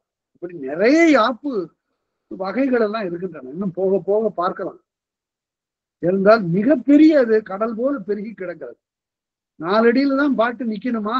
இன்னொரு கேள்வி. இல்லப்பா, பாட்டு கருத்து இன்னும் இருக்குன்னு இன்னொரு 2 அடி சேர்த்துக்கிறத பத்தி தப்பு இல்லை அப்படிங்கிறாரு ஞானசம்பந்தர். அதுக்கு பேரு ஈரடி மேல் வைப்பு. 2 அடி மேல வச்சுக்கலாம். யாப்பு என்பது கருத்திற்கு தக ஆங்காங்கு வளைந்து செல்வதுதான். மற்ற பிழைகள் வந்து விடக்கூடாது, தலைப்பிழை வரக்கூடாது. அதே போல ஒரு முறை ஆனந்த விகடன் ஏட்ல ஒரு வாதம் நடந்தது. அது கவிஞர் சுரதா எனக்கு ரொம்ப நெருக்கமான ஒரு நண்பர். வந்தா எங்க வீட்டுல தங்குவாரு. நாங்க 2 பேரும் அப்படியே போய் நிறைய இயற்கையான பகுதிகள்லாம் சுற்றி பார்த்து விட்டு அதுக்கு பிறகு வந்து அங்க ஒரு பள்ளிக்கூடத்துல உட்கார்ந்து எழுதுவோம். அவர் வந்து என்ன பண்ணாரு, ஒரு முறை ஒரு கவிதை எழுதினாரு. அதற்கு எதிர்ப்பா சோ ராமசாமி என்ற அவரு தெரியும் உங்களுக்கு எல்லாருக்கும். அவர் ஒரு கவிதை எழுதினார். அவரு கவிதை வராது, அவருக்கு வேற ஒருத்தர் எழுதி கொடுத்தாரு. கோவேந்தன்கிறவர் எழுதி கொடுத்தாரு. இவர் கவிதை எழுத அவர் கவிதை எழுத விவாதம் ஆனந்த விகடன்ல போய் கொண்டிருந்தது. ரொம்ப அருமையான பாட்டு சுரதா எழுதியது. அது எல்லாரும் ரொம்ப சுவைத்தார்கள். கடைசியில் அதுல சொல்லுகிற போது ஒரு இடத்துல கோவேந்தன் எழுதியிருந்தாரு, உங்க பாட்டுல மாங்காய் செயல் அதிகமாக இருக்கிறது, அது அவ்வளவு ஒரு மரபுக்கு உகந்தது இல்லை என்று எழுதியிருந்தார். உடனே ஆமாம் மாங்காய் செயல் அதிகம் உள்ளது, ஊறுகாய் போடுவதற்கு உதவும் என்பதால் போட்டார். அது அப்படி ரொம்ப எழுதினாலும் கூட பின்னாடி கடைசியில அடியல் முடிச்சாரு பாருங்க. என்னை வந்து இப்படியெல்லாம் இழுத்து கொண்டு வந்து ஒரு இதழ்ல நிறுத்தி என்னிடம் ரொம்ப வளர்த்தா அதனால என்னுடைய புறமை மாசுபடாது அப்படிங்கிற கருத்தை எப்படி எழுதினார் என்றால், மாடு முட்டி கோபுரங்கள் சாய்வதில்லை, மாணிக்கம் கூழாங்கல் ஆவதில்லைன்னு முடிச்சார்.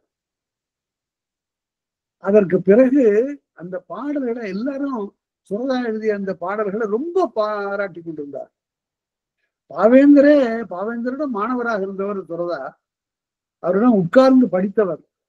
சுரதாவை பற்றி பாவேந்தர் சொல்லுகிற போது சொல்லுவார், அழகா ஊமை சொல்றாங்க அவன் அப்படின்னாரு.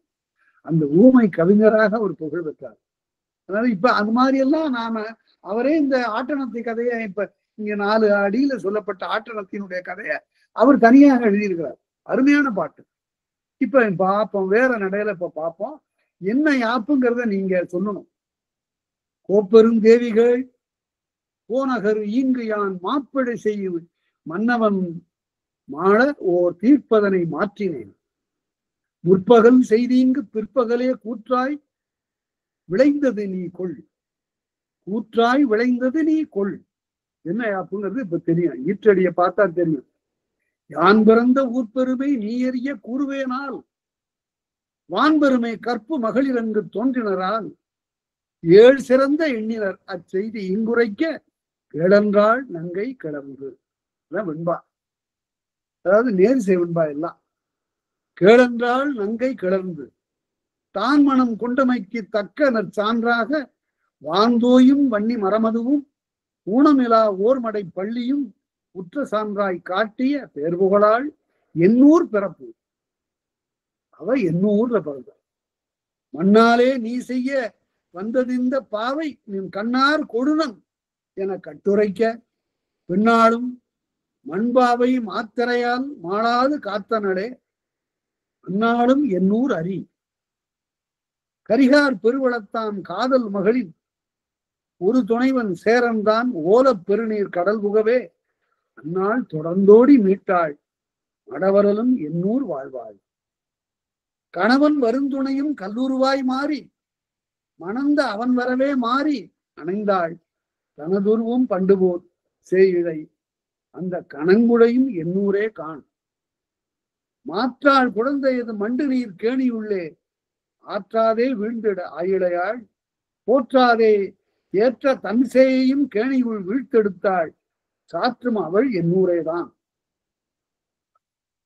திங்கள் முகத்தாள் திகழும் தன்னழகை அங்கு அயலார் நோக்காது அமைந்திருக்க தங்கொடுனம் தன்னை அடையளவும் தாவும் குறக்கு முகம் மன்னியவளும் பூம்புகார் மாறும். பிஞ்சு பருவத்தை பேசியதோர் சொல்லுக்காய் தஞ்சம் என ஒருவன் சார்ந்தாள் நெஞ்சத்தே வஞ்சமில்லாதே வளர்கற்பு பூண்டிருந்த வஞ்சியும் எண்ணூர் வாழ்வாள். இப்படி ஒரு யாப்புல போகலாம், இதை வேற யாப்புலையும் எழுதலாம். அடுத்தபடி இது வேற யாப்பு, இதுமே தரவு குற்ற கணிப்பா. கற்பு நெறி குலையாத கவினுடைய எழுவர் போல் பொற்புடையார் மிக உடைய புகாரிடத்தை பிறந்தவள் யான். இற்பிறப்பும் இரும்புறையும் இசைந்தமையும் அடந்தையனின் உட்பட இங்கு அரசு அழிப்பேன் முதுநகரும் சுடுவன் என்றாள். அரசினியும் அணிமதுரை மகளிரோடு துணைவர்களும் பரசுவான கடவுளதும் பயனுடைய தவத்தீரும் அறிவீர் என் அறமுடைய சினம் இது என்று அறிவீர்கள். உரிய என் கொடுநனையை உறாது இடந்தேன் உரைப்பனிதே என்ற நாளால் இடமார்பை எடுத்தெறிந்தாள். இகழ் மதுரை அன்றங்கே எரிநெருப்பே அடுமாறே அணியடையாள்.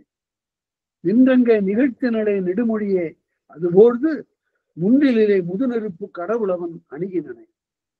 பார்ப்பனாய் படிவமுற்று பணிந்தவளை வணங்கியவன் தீர்ப்பிதனால் திருநகரை தீயுண்ணும் எனப்பண்டே ஏற்பட்ட ஒரு கூற்றார் இடும் ஏவல் எனக்கு உண்டு பார்ப்படவே அதனை யான் நீ பணித்தவண்ணம் புரிவேன் என்றான். ஆரிதற்கு விளக்குங்கு அறிவை இவன் அறைக என மூறி நிமிர்ந்தே இடும் தீயான் முடிவுறவே வினவினால் பார்ப்பாரும் அறநெறியர் படிதறிய மகளிரோடும் ஆர்த்த நீதி அவையோரும் அருமகாரும் இறக்கின்றாள். அவள் உரைத்த திறப்படியே அழல்வ பெருநகரை தவத்தி ஒரு கொடும்படியை தவிர்த்துவிட எழுந்ததுவா அவியாத்தி புகை எங்கும் அடர்ந்ததுகான் மதுரை ஒரு புவியதுவும் அடையாத பெரும்படியும் தவிர்ந்ததுவே என்று வழக்குரை காதை இவ்வாறு முடிகிறது. அதனால இதை வேற வேற யாப்பில தான் கூட எழுதி பார்க்கலாம். ஒரு கதை கிடைச்சது, அந்த கதையே நாம இப்படி வேறு வகையான யாப்பில எழுதுறோம். அடுத்த நிலை என்னன்னு கேட்டா கதையே நாம எழுதிக்கிறோம், கதையே ஒரு நிகழ்ச்சியை நாம் கதையாக்குகிறோம், பிறகு அதை கவிதையாக வடிக்கிறோம். அதனால இந்த புலமை மரபு தமிழ்நாட்டுல வற்றிவிடவே கூடாது. அது பலவேறு காரணங்களால அது ஓய்ந்து சில்லூடுக்காக போய்விட்டது. அது பெருகி வருகிற வெள்ளமாக பெருக வேண்டும். அதனால காப்பியங்களை கற்க வேண்டும், பொருள் உணர வேண்டும், பிறகு அவற்றினுடைய யாப்பு நுட்பம் அறிய வேண்டும், அதை போல எழுதி பார்க்க வேண்டும், பழக வேண்டும். இதுதான் இதனுடைய குறிக்கோள். இதுகாரம் கேட்ட அனைவருக்கும் என்னுடைய நன்றி சொல்லி அமைகிறேன். நன்றி, வணக்கம்.